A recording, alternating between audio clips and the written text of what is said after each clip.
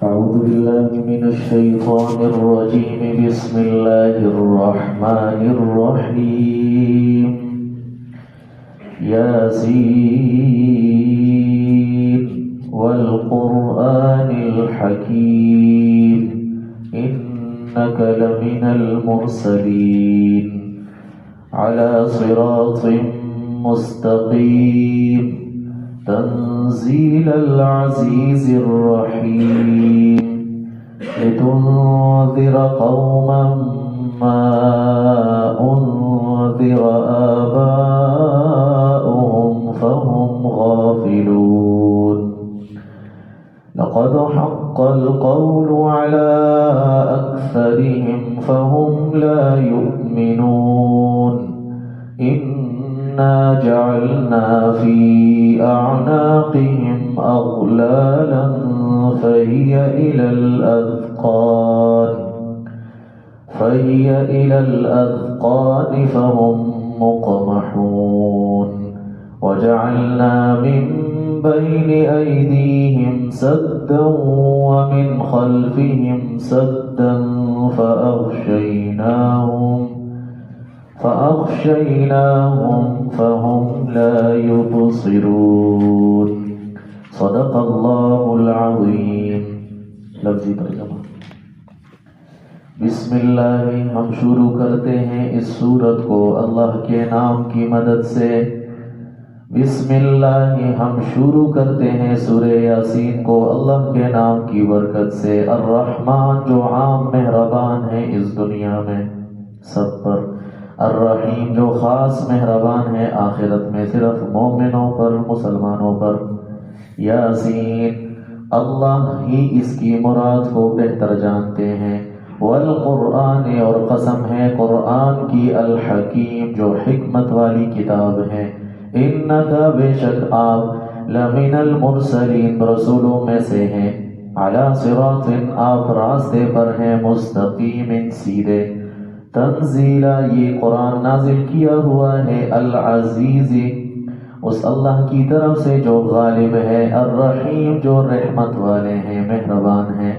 لتنذر، تاکہ آپ ڈرائیں، لتنذر تاکہ آپ خبردار کریں، قوما ایسے لوگوں کو، ایسی قوم کو، ما انذر کہ نہیں خبردار کیے گئے، کہ نہیں ڈرائے گئے، آباؤہم ان کے باپ دادا کو، فہم غافلون پس وہ غافل ہیں.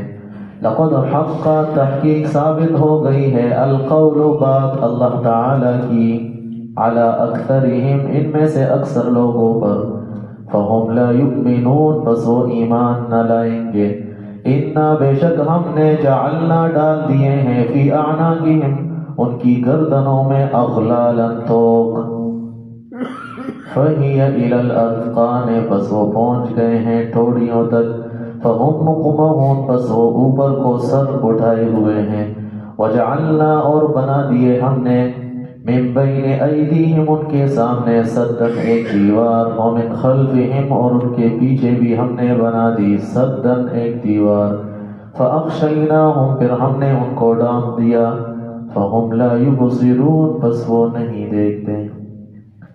اس سورت کا نام سورہ یاسین ہے، اور سورہ یاسین اس سورت کا نام اس وجہ سے ہے کہ اسی سورت کی ابتدا میں لفظ یاسین ذکر ہے. اور یہ بات بارہا آپ سن چکے ہیں کہ اس کو کہتے ہیں تسمیۃ الکل باسم الجز، کہ ایک جز کی وجہ سے اس پورے کل کا وہی نام رکھ دینا.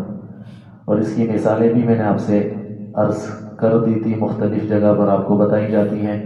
مختلف محلوں کے جو نام ہیں، اور مختلف دیہاتوں کے جو نام ہیں، مختلف قوم قبیلوں کے جو نام ہیں، وہ اسی اصطلاح کے نیچے آتے ہیں. محلہ میاں بادشاہ، محلہ بہادر خان، بہادر خان کرے، اس طرح کی جو باتیں ہیں اور اس طرح کے جو نام ہیں، تو وہ ایک جز کی وجہ سے اس پورے کل کا وہی نام رکھ دیا جاتا ہے. حالانکہ اس محلے میں تو اور بھی لوگ ہوتے ہوں گے، اور اس گاؤں میں، اس گلی میں اور بھی لوگ رہائش پذیر ہوں گے، لیکن اس شخص کی وجہ سے اس پورے محلے کا، اس پورے قوم قبیلے کا وہی نام رکھ دیا جاتا ہے.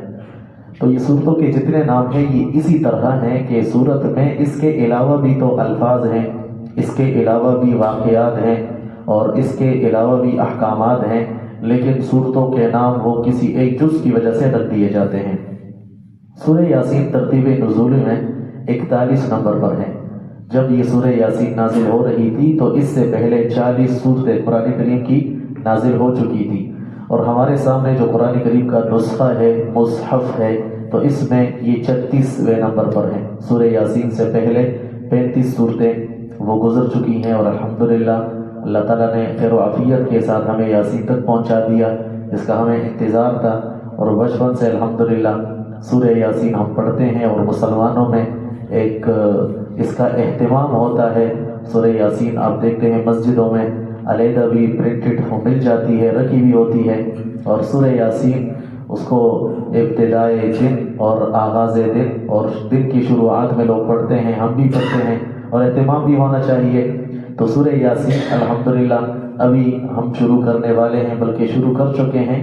تو آج انشاءاللہ ایسی باتیں آپ کو سننے کو ملیں گی کہ شاید اس سے پہلے آپ نے نہ سنی ہو شاید۔ تو یہ ہے کہ مخاطبین کے احوال اور حالات کے اعتبار سے بولنے والا وہ بولتا ہے۔ کبھی ایسی بات ہوتی ہے کہ وہ پہلے کبھی نہ ذہن میں ہوتی ہے، نہ کبھی اس پر سوچا ہوتا ہے، اور مخاطبین کی طلب کی وجہ سے اللہ تعالیٰ بولنے والے کی زبان سے وہ بات نکال دیتے ہیں۔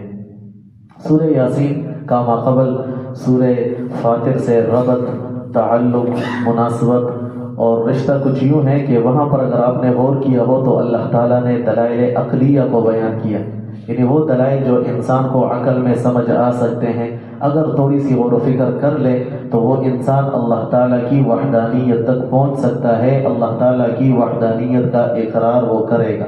زمین و آسمان کی تخلیق ہے، بادلوں کا نظام، بارشوں کا نظام، دن رات کے بدلنے کا نظام، پھلوں اور پھولوں کا مختلف ہونا، مختلف الوانها، پھر جانوروں کا، انسانوں کا مختلف ہونا، یہ تمام ہم پڑھ چکے ہیں۔ تو وہاں پر دلائل عقلیہ کا بیان تھا۔ سورہ یاسین میں توحید کے اس بات کے لیے اور شرک کے رد کے لیے اللہ تعالیٰ دلائل نقلیہ کو بیان کریں گے۔ نقل جو وحی کے ذریعے اللہ تعالیٰ نے حضور علیہ السلام کو بتا دیے، جس میں صرف عقل وہ نہ کام کر سکتی ہے، نہ عقل کے ذریعے وہ باتیں معلوم ہو سکتی ہیں، ہاں عقل کے ذریعے ان کو سمجھا جا سکتا ہے۔ یہی مطلب ہوتا ہے کہ دین میں عقل نہیں ہے، نقل ہے۔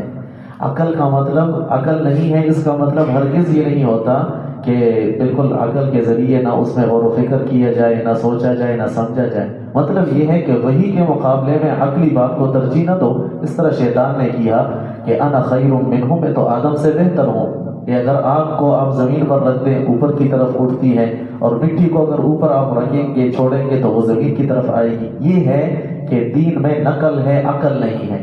نقل تو یہی ہے نا کہ اللہ نے تمہیں ایک حکم دے دیا، ملائکہ نے وہ حکم کی تعمیل کر دی اور شیطان نے عقل لڑائی۔ تو ایک ہے دین میں عقل چلانا، ایک ہے دین کو عقل کے ذریعے سمجھنا، یہ تو مقصود ہے، مطلوب ہے، بلکہ مکلف بھی وہی ہے، اس کی عقل کھوپڑی کام کرے۔ اور جو مجنون ہو رفع القلم عن ثلاث، 3 لوگوں سے قلم اٹھا لیا گیا۔ مرفوع القلم جن سے حساب اور کتاب نہیں ہوتا، اس میں ایک مجنون بھی ہے۔ اچھا جی، تو وہاں پر دلائل عقلیہ کا بیان سورہ یاسین میں انشاءاللہ دلائل نقلیہ کا بیان ہوگا۔ وہاں اللہ تعالیٰ نے اس بات توحید کو مختلف قسم کے دلائل سے بیان فرمایا۔ اب طریقے تبلیغ، اب تبلیغ کا حکم ہے کہ جب توحید اللہ کے لیے ثابت ہو گئی اور شرک کا رد ہو گیا، اب اس دین کی دعوت کو آگے پہنچاؤ۔ انشاءاللہ کل پرسوں کے سبق میں ان لوگوں کے واقعات کا بھی ذکر ہوگا جنہوں نے دین کے لیے قربانیاں کی اور دین کی دعوت میں انہوں نے حصہ ڈالا۔ سورہ فاطر میں شیطان کی دشمنی کا ذکر تھا، یہ شیطان تمہارا کھلا دشمن ہے۔ سورہ یاسین میں اس کے دشمنی کے اسباب بیان ہوں گے۔ اس سورت کا نام سورہ یاسین بھی ہے، اور اس کو سورۃ قلب القرآن بھی کہا جاتا ہے، جو مشہور ہے کہ ہر چیز کا ایک دل ہوتا ہے اور قرآن کا دل سورہ یاسین ہے۔ لیکن یہ سورہ یاسین کو دل اللہ تعالیٰ نے کیوں فرمایا؟ دیکھیں جس طرح انسان کے جسم کی صحت اور سلامتی وہ کس پر موقوف ہے؟ دل پر۔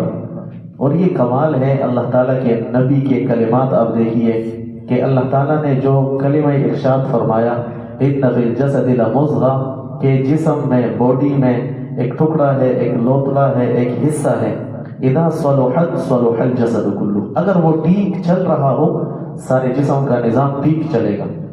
وَإِذَا فَسَدَتْ فَسَدَ الْجَسَدُ كُلُّهُ، اگر وہ فاسد ہو جائے تو انسان کے جسم کی ساری حرکت اور ساری صحت اور سلامتی وہ تباہ و برباد ہو جائے۔ اگر ان الفاظ پر غور کر لیا جائے، حضور علیہ السلام نے اگرچہ یہ روحانی اعتبار سے ارشاد فرمایا، لیکن اگر یہ ہارٹ اٹیک ہو جائے، ہارٹ فیل ہو جائے، جسمانی اعتبار سے بھی اور روحانی اعتبار سے بھی اگر یہ دل کام کرنا چھوڑ دے، انسان ڈیڈ باڈی مر جاتا ہے، انتقال ہو جاتا ہے۔ اور روحانی اعتبار سے بھی اگر یہ دل کام کرنا چھوڑ دے اور اس دل پر پردے لگ جائے، اس دل پر اللہ تعالیٰ کی طرف سے مہر لگ جائے، تو پھر یہ انسان سارے کا سارا فاسد ہے۔ پھر اللہ تعالیٰ فرماتے ہیں کہ یہ شخص زندہ لاش ہے۔ مثل الذی یذکر ربہ والذی لا یذکر ربہ مثل الحی والمیت۔ اللہ کے نبی ارشاد فرماتے ہیں کہ ان لوگوں کی مثال جو اللہ کا ذکر نہیں کرتے، اللہ کو یاد نہیں کرتے، اللہ کے قانون دستور شریعت کے مطابق زندگی نہیں گزارتے، یہ مردے ہیں۔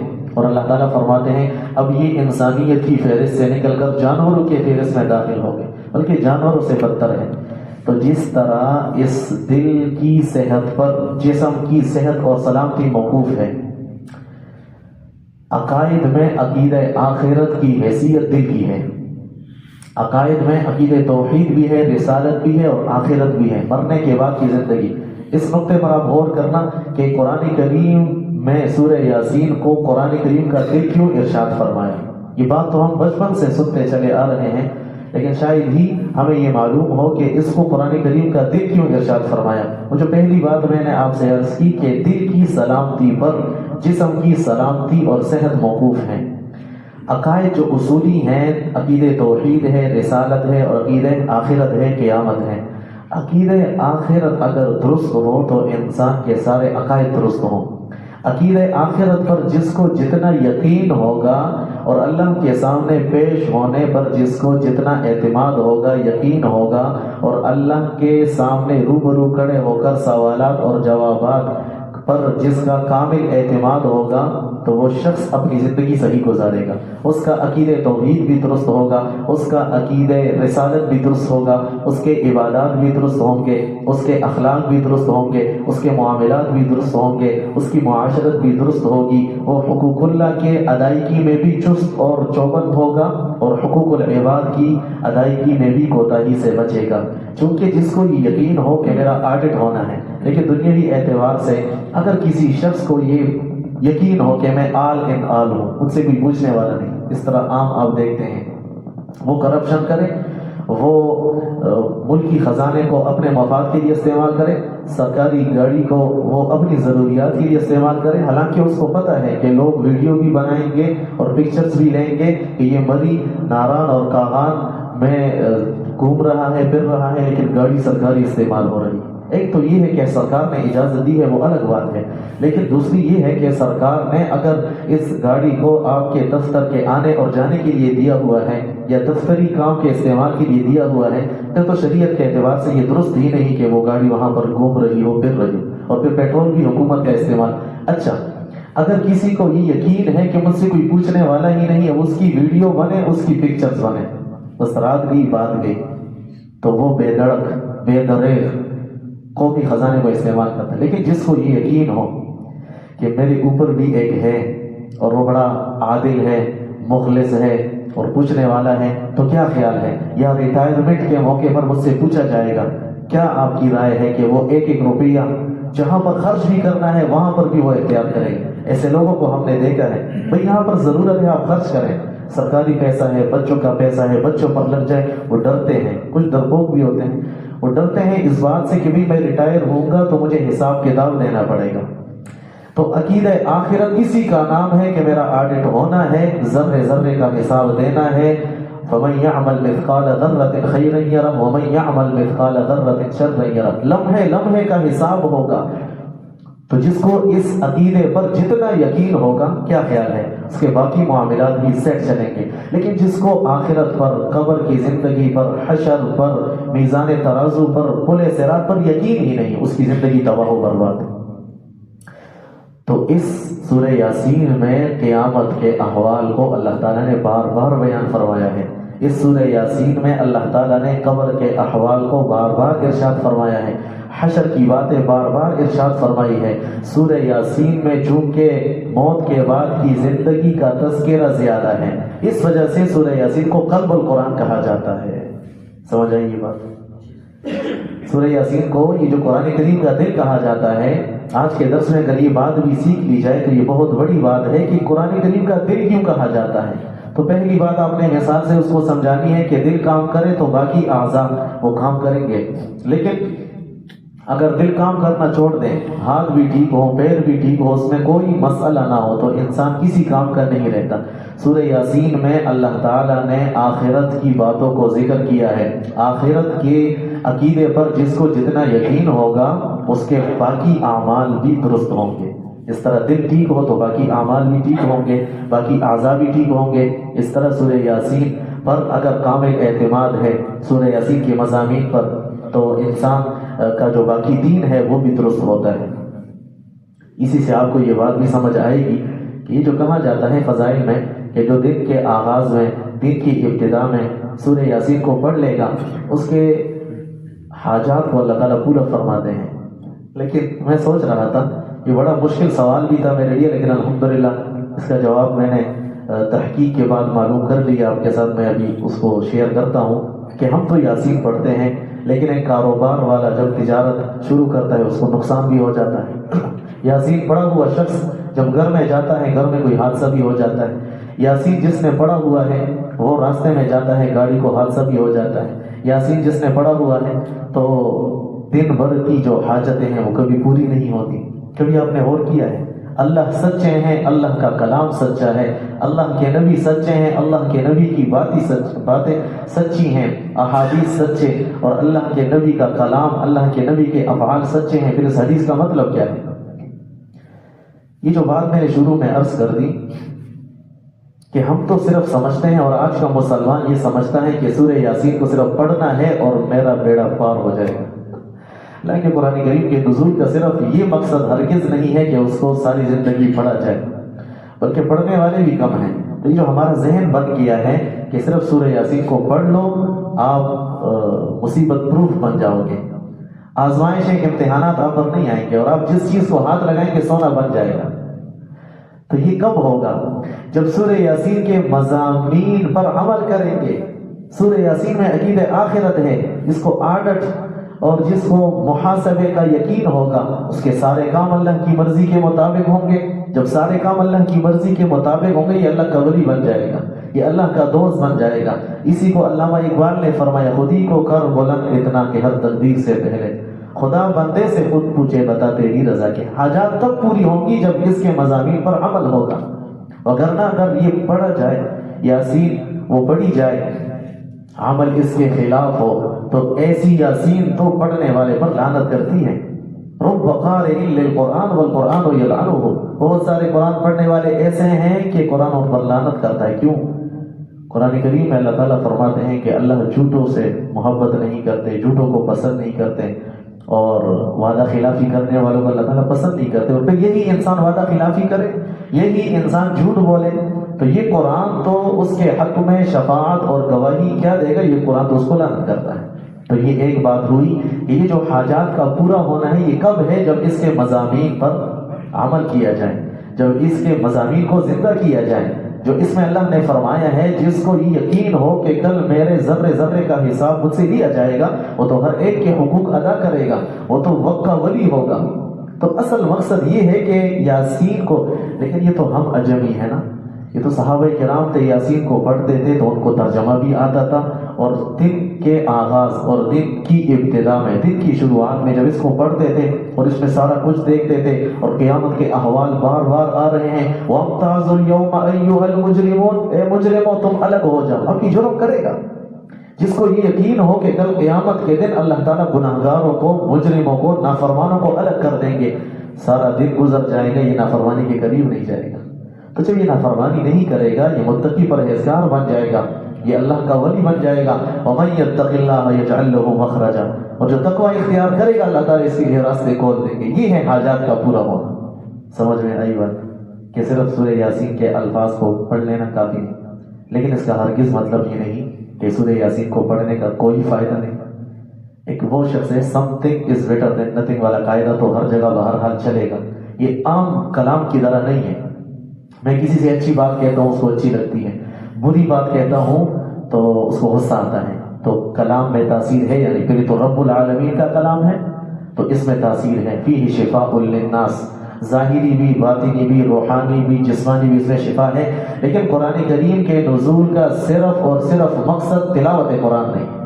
4 بعثت نبوی کے جو مقاصد ہیں اس میں سب سے پہلا جو مقصد ہے وہ تلاوت قرآن، یتلو علیہم آیاتہ ویزکیہم ویعلمہم الکتاب، تعلیم کتاب بھی ہے۔ ایک بات یہ ہو گئی۔ دوسری بات یہ ہے کہ سورہ یاسین کو پڑھنا یہ دعا کی طرح ہے، اور دعا کی قبولیت کی شکلیں مختلف ہوتی ہیں۔ یعنی جو کہا جاتا ہے احادیث میں ہے کہ جو سورہ یاسین کو دن کے آغاز میں پڑھ لے گا اللہ تعالیٰ اس کے سارے کام بنا دیں گے۔ تو یہ جو بات ارشاد فرمائی، جس طرح ہم دعا مانگتے ہیں تو دعا کی قبولیت کی 3 شکلیں ہیں۔ کبھی بعینی ہی وہ چیز مل جاتی ہے، آپ نے یہ چیز مانگی اللہ تعالیٰ نے یہی چیز دے دی۔ کبھی اس کے بدلے میں کوئی مصیبت آنے والی ہوتی ہے، کوئی پریشانی، کوئی حادثہ، اللہ تعالیٰ اس دعا کی برکت سے اس کو ٹال دیتے ہیں۔ لیکن یہ تو غیب کی دنیا ہے، ہم کہتے ہیں ہماری دعا قبول ہی نہیں ہو رہی۔ اگر ہمیں معلوم ہو جائے تو ہم کہیں کہ ہمیں کوئی چیز نہ ملے لیکن ان چیزوں سے ہمیں بچو۔ تیسری صورت جو سب سے بہترین اہم ہے لیکن ہمیں اس کا فائدہ ابھی وہ معلوم نہیں ہو رہا، وہ یہ ہے کہ اللہ تعالیٰ اس دعا کو آخرت کے لیے ذخیرہ بنا دے۔ جب جنت میں اہل جنت دیکھیں کہ یار یہ تو میں نے کبھی مانگے ہی نہیں، نہ میرے اتنے اعمال تھے، تو بتایا جائے گا، ارشاد ہوگا یہ تمہاری ان دعاؤں کا ثمرہ ہے جو دنیا میں تم مانگا کرتے تھے۔ اور اللہ تعالیٰ بندے کی دعا اس وقت تک قبول فرماتے ہیں جب تک وہ یہ نہ کہہ دے کہ میں تو دعا مانگتا رہا اور میری دعا قبول ہی نہ ہوئی، مطلب جب تک نا امید نہ ہو۔ تو یہ جو سورہ یاسین کو پڑھ لینے کے بعد ظاہر ہمیں لگتا ہے کہ بھئی حاجات پوری نہیں ہو رہی، تو یہ دعا کی قبولیت کی صورتوں کے مختلف ہونے کے اعتبار سے ہے۔ کبھی آپ چاہتے کچھ ہیں لیکن ہوتا کچھ ہے۔ تیسری بات یہ ہے کہ اللہ تعالیٰ حکیم ذات ہے، اللہ تعالیٰ کو ہمارا ماضی بھی معلوم، حال بھی معلوم، مستقبل کو بھی جانتے ہیں، تو اللہ تعالیٰ ہمارے حق میں جو فیصلہ فرمائیں گے وہ اچھا بھی ہوگا، خوبصورت بھی ہوگا، بہتر بھی ہوگا۔ اس کی مثال ایسی ہے جیسے ایک چھوٹا بچہ اپنے ابا جان سے کہتے ہیں کہ مجھے یہ چاقو دو، بازار چلا جاتا ہے، چھوٹے بچے کو اتنی عقل نہیں ہے، وہ ابا جان سے ضد کرتا ہے کہ یہ جو چاقو ہے یہ مجھے خرید کر دیں۔ ابا جان کہتے ہیں نہیں، اس سے بہتر چیز، بہتر کھلونا میں تمہارے لیے خرید کر دوں گا، یہ چاقو تمہارے فائدے کی چیز نہیں ہے، خود کو بھی زخمی کرو گے، دوسرے کو بھی کرو گے۔ ایک چھوٹا سا بچہ 6-7 میں پڑھنے والا ابا جان سے کہتا ہے ابا جان میرے لیے بائک خرید کر دیں۔ ابا جان کہتے ہیں نہیں، آپ کو اپنے وقت پر بائک ملے گی، یا موبائل خرید کر دیں۔ ابا جان کہتے ہیں کہ آپ میٹرک پاس کریں اور آپ کالج میں جائیں گے تو پھر آپ کو موبائل ملے گا۔ یہ بچہ بھی نہیں سمجھ رہا۔ اسی طرح ہماری مثال ہے کہ وہ جو حاجتیں ہمیں لگ رہی ہیں کہ میں دن میں مالدار ہو جاؤں، یا مجھے یہ فلاں چیز مل جائے، فلاں چیز مل جائے، تو اللہ تعالیٰ حکیم ذات ہے، اللہ کو معلوم ہے کہ اگر اس کو ابھی مال مل گیا لبغوا فی الارض، یہ فساد پر اتر آئے گا، ابھی تو مسجد آتا ہے پھر فرض نماز بھی نہیں پڑھے گا، ابھی تو نوافل کا اہتمام کرتا ہے، ابھی تو گڑ گڑاتا ہے، ابھی تو میرے گھر میں آتا ہے، پھر شاید یہ آئے بھی نہ۔ چوتھی بات یہ ہے کہ یہ جتنے دعائیں ہیں یہ وٹامنز ہیں، جتنی دعائیں ہیں وظائف ہیں، یہ وٹامنز ہیں۔ ایک بیمار ہے، اس کے جسم میں بیماری موجود ہے، وہ وٹامنز استعمال کرے تو شاید اس کو وہ فائدہ نہ ملے جو اس کا اصل فائدہ ہے۔ یا ایک مریض ہے، وہ علاج تو کروا رہا ہے لیکن اس کو افاقہ نہیں ہو رہا۔ شوگر کا مریض آپ مثال لے لیں کہ ڈاکٹر صاحب نے اس کو دوائی دی ہے، اس دوائی سے بہت سارے لوگوں کو افاقہ ہوا، اسباب کے درجے میں شفا ہوئی، اس مریض کو وہ شفا ہی نہیں مل رہی۔ معلوم ہوا کہ یہ پرہیز نہیں کرتا، یہ مٹھائی کھا لیتا ہے۔ تو جس طرح جسمانی علاج کے لیے پرہیز ضروری ہے، اسی طرح روحانی علاج کے لیے پرہیزگاری ضروری ہے۔ اس کی مثال ایسی ہے کہ ایک برتن ہے، اس میں نیچے سے چھید ہے، سوراخ ہے، اب اس میں جتنا بھی پانی ڈالیں وہ نیچے سے خالی ہوگا۔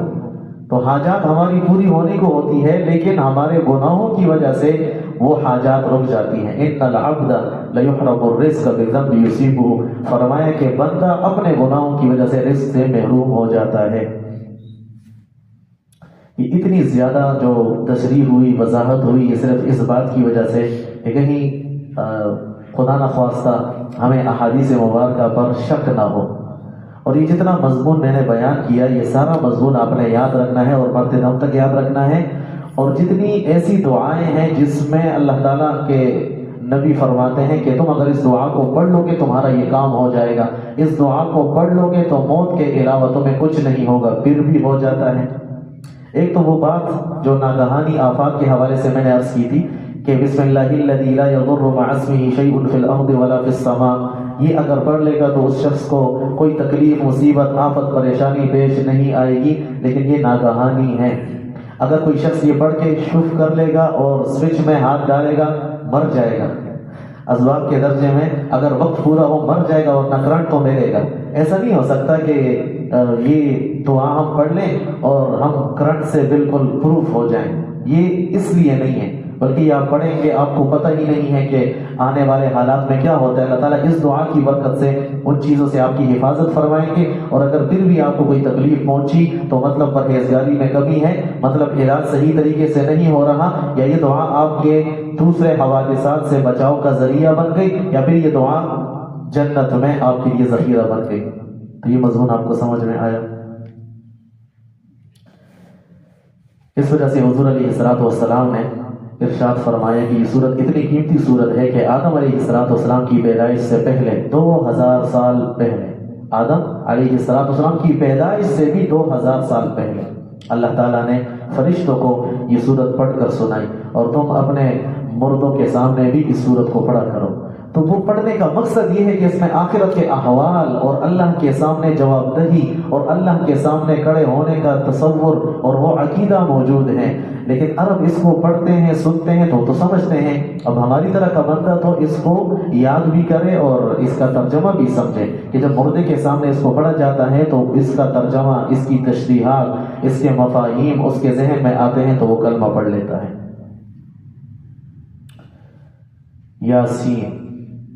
یاسین حروف مقطعات میں سے ہیں، اور آپ حضرات جان چکے ہیں کہ حروف مقطعات یہ متشابہات میں سے ہیں، اور اس کا ترجمہ بھی جب ہم کرتے ہیں تو اللہ ہی اس کی مراد کو بہتر جانتے ہیں. حروف مقطعات یہ 14 حروف کا مجموعہ ہے، اور 29 سورتوں کی ابتدا میں اللہ تعالیٰ نے ان حروف کو ذکر کیا ہے. اور بعض حضرات نے اس کے مرادی معنی کو بیان کیا ہے، لیکن وہ کوئی حتمی معنی نہیں ہے. بس اصل یہی ہے کہ یہ اللہ اور اللہ کے نبی کے درمیان راز کی باتیں ہیں. کچھ راز کی باتیں ہوتی ہیں وہ انسان ہر ایک کو نہیں بتاتا، تو یہ راز کی باتیں ہیں. اور اس کے حوالے سے میں نے آپ کے سامنے ایک قاعدہ کلی یا ضابطہ بھی ذکر کیا تھا، وہ اگر آپ کے ذہنوں میں ہو تو انشاءاللہ آپ کو پریشانی نہیں ہوگی. کہ بعض لوگ یہ سوال کرتے ہیں کہ اگر اس کا معنی ہی معلوم نہیں، اس کو پڑھنے کا مقصد کیا ہے؟ یہ تو تم ویسے ہی اپنے آپ کو تھکا رہے ہو، اور یہ تو میں بڑے مہذب انداز سے اور مؤدب انداز سے بتا رہا ہوں، ورنہ جو اللہ کی ذات کا انکار کرتے ہیں ان کو کیا سروکار کہ یہ اللہ کا کلام ہے. جس طرح بندے مومن اس کو قدر کی نگاہ سے دیکھتا ہے، اپنے سر آنکھوں پر رکھتا ہے، تو وہ لوگ یہ اعتراض کرتے ہیں کہ جب یاسین، نون اور صاد اور کاف، ہا، یا، عین، صاد، اس طرح کے جتنے حروف مقطعات ہیں جو اس کے معانی ہی معلوم نہیں، پڑھنے کا مقصد کیا؟ ہم کہتے ہیں کہ ایک ہے لفظ کا بے معنی ہونا، ایک ہے لفظ کے معنی کا معلوم نہ ہونا. یہ باتیں دیکھیں بارہا بیان ہو چکی ہیں، اور میں کوشش کرتا ہوں کہ یہ باتیں دوبارہ نہیں کروں گا. لیکن جب اداس چہروں کو دیکھتا ہوں کہ یہ تو بھول چکے ہیں، پھر ہم یاد دہانی کرا دیتے ہیں. ہمارا تو کام ہی یہی ہے. اور رات کے وقت وہ جو چوکیدار ہوتا ہے وہ کہتے ہیں جاگ جاؤ جاگ جاؤ. کسی نے کہا یار یہ تو سونے کا ٹائم ہے، تو کہا کہ میں لوگوں کو نہیں خود کو جگا رہا ہوں. تو اپنا سبق بھی پکا کرنا ہے، خود کو بھی سمجھانا ہے. تو ان باتوں کو آپ نے بالکل پانی کی طرح پی لینا ہے، اور سورہ فاتحہ کی طرح آپ کو یہ یاد ہونی چاہیے. یہ بہت بڑا اصول ہے، اور اس کی مثالیں بھی میں نے دی تھی. کچھ ساتھیوں کو مثال یاد آ گئی. میں نے کہا ایک ہے لفظ کا بے معنی ہونا، ایک ہے لفظ کے معنی کا معلوم نہ ہونا. ڈاکٹر صاحب پرچی لکھتے ہیں نا تو وہ ہمیں سمجھ میں نہیں آتی، لیکن آپ میڈیکل سٹور لے جائیں نا، فوراً سے 2 منٹ کے اندر ساری دوائی وہ آپ کے سامنے رکھ دیں گے. تو اگر میں ڈاکٹر صاحب کی پرچی کو دیکھوں گا یار فضول ہے، حالانکہ اس پر تو میں نے فیس بھی دی ہے، مشقت بھی برداشت کی ہے، تکلیف بھی برداشت کی ہے، اور لائن میں کھڑا بھی ہونا پڑتا ہے نمبر کے لیے.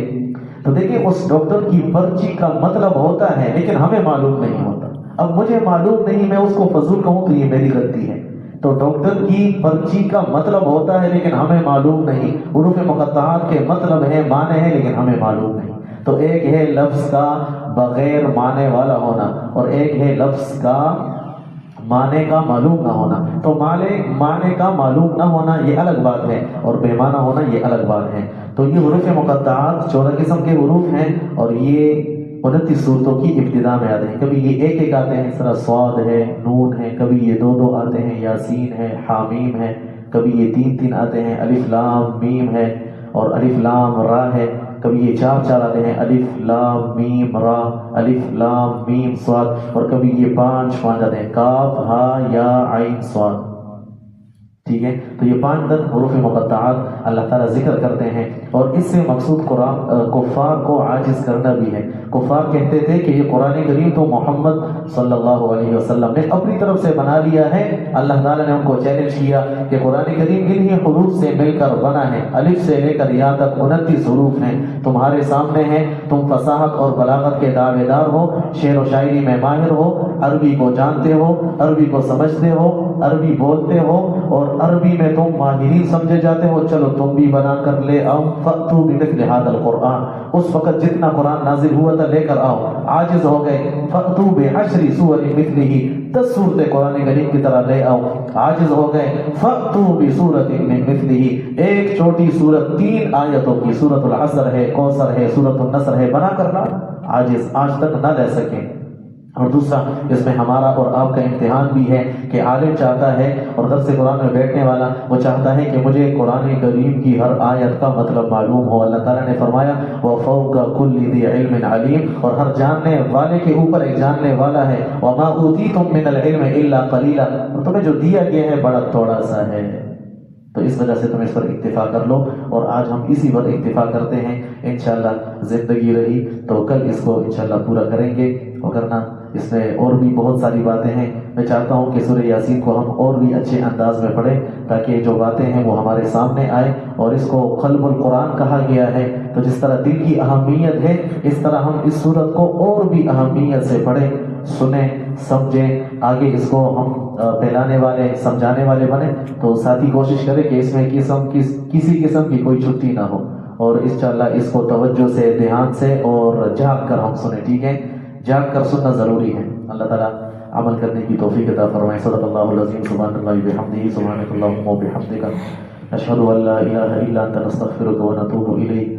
سبحان ربک رب العزۃ عما یصفون، وسلام علی المرسلین، والحمد للہ رب العالمین۔